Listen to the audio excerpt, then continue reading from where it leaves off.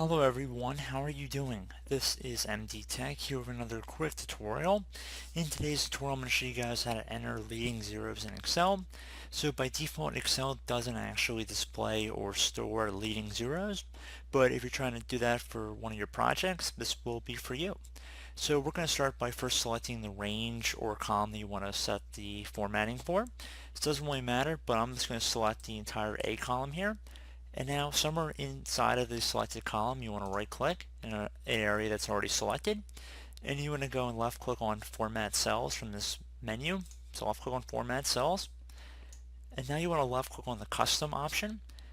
And now you want to left click underneath Type, should be General here. You want to just left click on the 0 button. So the one that says 0. And then in this field, you can just type however many zeros you want. So let's say I want to add 4 zeros. So I'm going to type 4 zeros in here, and you can see a sample of what it's going to look like. So if I left click on OK, you can see now it's going to show 4 digits. So it might say only 3 zeros when you're up to the number 10, but after 10 it's only going to show 2 zeros. So it's not just going to keep building on and on more place values, if that makes sense. So I do hope this brief tutorial was able to help you guys out. And as always, thank you for watching, and I do look forward to catching you all in the next tutorial. Goodbye.